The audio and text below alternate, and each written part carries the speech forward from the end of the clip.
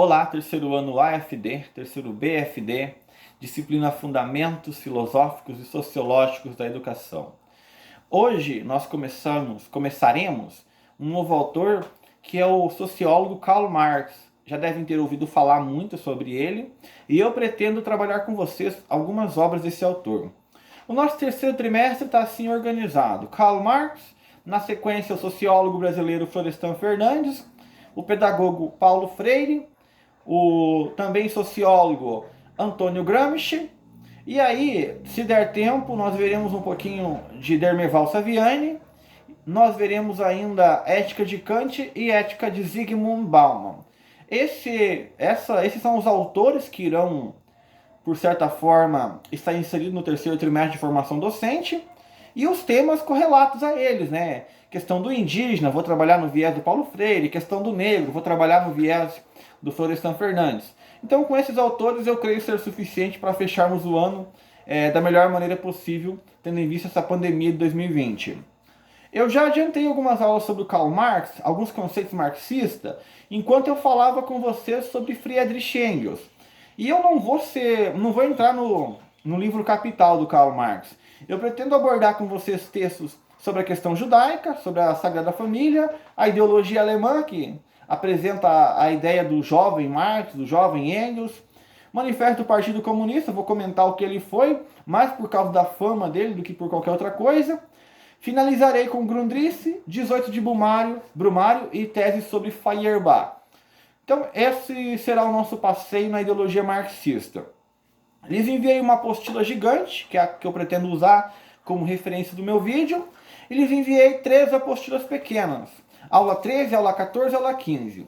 Nas apostilas menores, para quem não tiver paciência de ler toda a apostila grande, você encontrará os itens comentários. Esses itens explicam o que o texto quis dizer. Então, caso você não consiga assistir o vídeo direito, enfim, caso trave, caso você se ache enfadonho em assistir, é só buscar nos itens comentários que a parte central da teoria do autor está sendo abordada. Eu vou abordar no viés de fundamentos, então não terá aprofundamento tão grande, não farei distinções de conceitos que são essenciais a Marx, entrarei mais de leve, por assim dizer, né? Eu precisaria de muito mais tempo para trabalhar, por exemplo, os 3 livros do Capital, por isso que eu optei por trabalhar somente Grundrisse e deixar de lado esse eixo teórico mais complexo, diferenciações mais técnicas de mercadoria, de alienação. Eu irei dar uma definição comum. Se vocês quiserem um maior aprofundamento, vocês me procurem, que eu, individualmente, ajudarei vocês nessa linha. Mas, para fundamentos, eu fico um tanto quanto limitado. Pretendo apresentar para vocês o Marx mais sociólogo. Vou deixar um pouco de lado o Marx economista. Eventualmente comentarei um pouco, porque é difícil separar tudo, mas o meu foco aqui é o Marx sociólogo. Bom, sem mais demora. Na página 1 da apostila grande, eu coloquei um pouquinho sobre a biografia de Marx. É uma biografia longa, dá uma novela, então eu vou pontuar alguns aspectos também. Bom, dito isso, vocês sabem que é uma resenha da resenha, né? Vamos lá, ele nasceu em 1818, em Trier, na Alemanha. Ele morre na Inglaterra em 1883, está no texto aqui para vocês. Ele é filho do Heinrich Marx e Henrietta Pressburg. O pai, ele nasce se chamando Hirschel, o pai é judeu de etnia. E ele é um jurista, um advogado, equivalente a isso. Se vê obrigado a deixar o seu nome, Hirschel, e se converter a uma religião cristã, porque os judeus estavam sendo perseguidos, impedidos de participar da política, né? Eu até vou comentar uma obra com vocês acerca disso. E aí o pai do Marx se converte ao cristianismo e deixa o judaísmo de lado. Então o Marx ele tem raízes judaicas, mas ele nunca foi judeu de fato. Ele vai estudar na Universidade de Bonn, né? Uma universidade numa cidade pequena, numa cidade periférica. Ali ele participa de alguns estudos. O ambiente acaba sendo meio conturbado, meio perigoso. Parece que ele se envolve em algumas brigas na Universidade de Bonn. E aí o pai resolve mandar ele para Berlim para estudar direito. Então o Marx ele começa sendo alguém que ir estudar direito para exercer a mesma profissão do pai. À medida que ele chega em Berlim, ele vai deixando de lado o estudo do direito. Inicialmente ele concilia direito e filosofia, e até que aos poucos ele larga de vez todo o curso jurídico e se dedica à filosofia. O pai não chegou a perceber essa tendência do Marx, porque o pai morre, né? Mas ele acaba seguindo para a filosofia. Ele consegue uma tese de doutor acerca de Epicuro e Demócrito, é aprovado, consegue o doutorado. Ele não termina, ele nem chega a terminar a graduação, mas ele consegue o doutorado direto, não precisava fazer a graduação. E ali ele vai participar de vários eventos, vai para a Alemanha, vai para a França, vai para a Bélgica. Na Prússia ele queria. Ele está vivendo numa época em que a Alemanha não era uma Alemanha unificada como nós conhecemos hoje.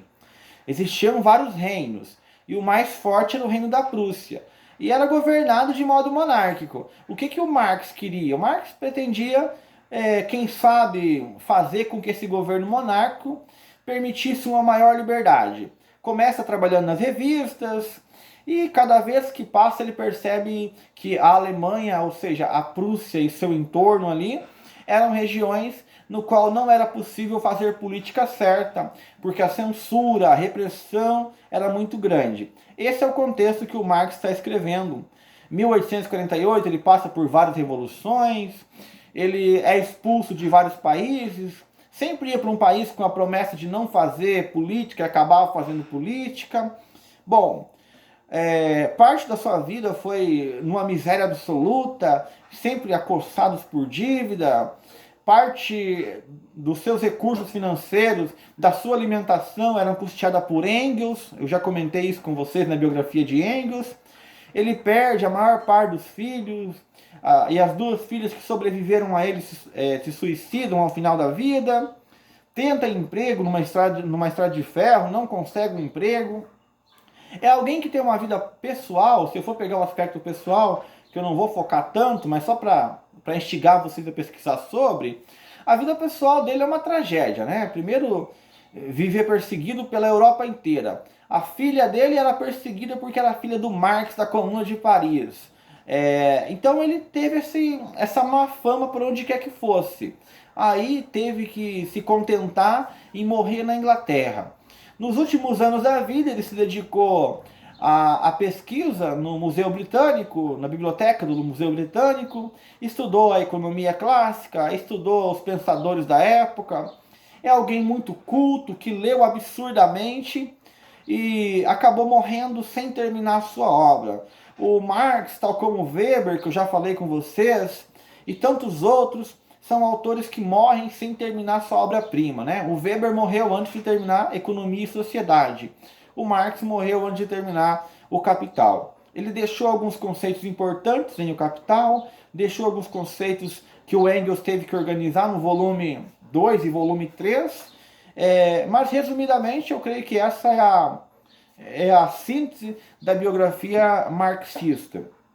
Uma pessoa sempre envolvida na questão política, sempre envolvido na publicação de jornais, viveu grande parte da sua vida do lucro que esses jornais davam, da ajuda de Engels. Sempre quando montavam um jornal, o jornal era censurado, tinha que começar de novo.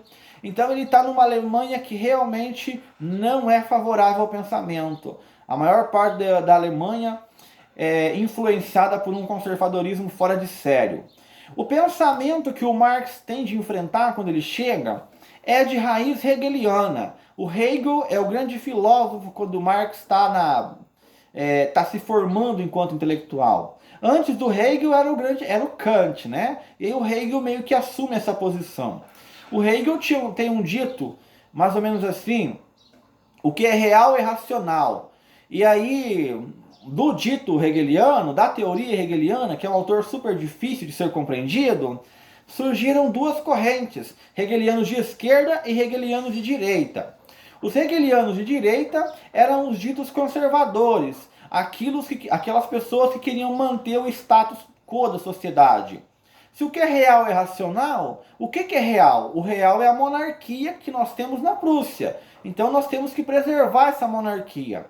Para Marx e os jovens hegelianos, se o que é real é racional, eu posso raciocinar sobre o sistema que eu estou vivendo. Não só apenas ser afetado pela vida imediata, mas raciocinar, refletir se esse sistema faz sentido para poder transformar a minha realidade. Então, o Marx é influenciado pela dialética hegeliana, ele é influenciado, ele começa os seus textos, os 3 primeiros textos que nós vamos ver, é ele criticando o materialismo, por assim dizer, o materialismo dos alemães, da esquerda hegeliana. Se vocês lembrarem lá, o idealismo e materialismo. O idealismo não parte da realidade, parte das ideias. Então você vê alguém como Platão. O Platão fala que o mundo das ideias é muito superior ao mundo dos sentidos. Significa que lá no outro lado, as tendências da alma, tudo isso faz parte de um idealismo. O Immanuel Kant, outro idealista, ele diz mais ou menos assim, né? Ele fala de uma razão pura, de uma metafísica dos costumes, se é possível eu raciocinar sem ser afetado pelos sentidos. Então, todos esses idealistas, de maneira geral, estou fazendo um resumão aqui para poder introduzir Marx, todos os idealistas acreditam que o além-mundo, outra vida, que essa vida aqui dos sentidos é uma vida ilusória e que a vida verdadeira é aquela que não sofre as influências do sentido. Deixa eu dar um exemplo na religião. A religião cristã é uma religião idealista. Por quê? Porque você está em um mundo no qual o mundo é pecado, aí vem aquela mensagem, nós não somos desse mundo, essa não é nossa terra, minha pátria é o reino do céu, ou seja, você nega a vida aqui na realidade em nome de uma idealidade que pode ser o céu cristão, pode ser o nirvana, pode ser, o nirvana é mais complexo, mas o céu cristão com certeza, pode ser o mundo das ideias do Platão, tudo isso é uma vida que ela é centrada fora dos sentidos. É isso que nós chamamos de idealismo. O Immanuel Kant, para decidir sobre o que é certo, sobre o que é bom, a ética kantiana que eu vou comentar com vocês, está baseada em qual princípio? Eu não posso fazer uma ética baseada no que eu sinto, no que eu percebo através dos meus sentidos. Mas eu tenho que fazer uma ética pura. Tem um austríaco aí muito importante para o direito, chamado Hans Kelsen. Ele fala a teoria pura do direito. Como fazer um direito que não seja afetado pelas relações. Porque eu e você, na nossa percepção corporal, quando eu percebo, a minha percepção é afetada. Logo, não é uma percepção universal. É preciso eu abstrair do mundo uma ideia. Por isso que chama essa corrente de corrente idealista. Vamos respirar um pouquinho. Falei com vocês sobre o Marx de origem judaica, né? Nunca foi judeu. Falei que ele está num contexto de abandonar ali o estudo em direito, vai para Berlim, começa a estudar filosofia, vai escrever nos jornais, na sequência ele leva a pancada de todo mundo e vive fugindo para a Europa, sendo expulso de um país de outro, vai para a França expulso, vai para a Bélgica expulso, vai para a Colônia expulso na Alemanha. E comentei agora sobre o Hegel, e estou falando um pouquinho sobre idealismo, o que seria o idealismo. Expliquei para vocês que é projetar um ideal, é afastar da matéria e dos sentidos.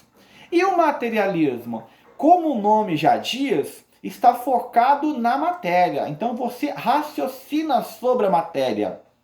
Só que tem um porém. O Marx, ele defende duas posições que aparentemente são contraditórias, mas ele consegue conciliar essas duas posições. O quê? Como que ele explica essas questões? Ele é um materialista, então ele não é um idealista, ele não vai ficar debatendo sobre ele mesmo, não vai ficar debatendo tese, antítese, conceito, não vai ficar debatendo, que nem a perspectiva do Hegel, um conceito que se contradiz, que dobra sobre si, mas ele interpreta o mundo real como uma construção. Ele não só chega a ver, o mundo que existe é esse, o mundo funciona assim. Ele se pergunta por que o mundo funciona assim. Então, o materialismo histórico do Marx, a corrente que nós chamamos ele é materialismo histórico dialético. Materialismo, ver a relação dos homens entre si, ver como as relações materiais se dão, mas não se contentar em ver essas relações que aparecem e procurar buscar a causa dessas relações. Por que, que o homem segue tal lei? Por que, que ele segue tal Deus? Por que, que ele trabalha? A quem interessa ter a propriedade privada? Por que, que o Estado é necessário? Ele não apenas interpreta a realidade dada, ele quer saber as causas dessa realidade. E para você saber as causas dessa realidade, é necessário duas coisas. Primeiro, interpretar os processos históricos. Então, eu passei uma obra para vocês em Engels, A Origem da Família, da Propriedade Privada do Estado, que explica como que o Estado, como que a família, como se deu as relações entre os homens. Então, é histórico e dialético. Avaliar a contradição, avaliar se aquele conceito se sustenta, né? O Marx é muito influenciado pela dialética do Hegel.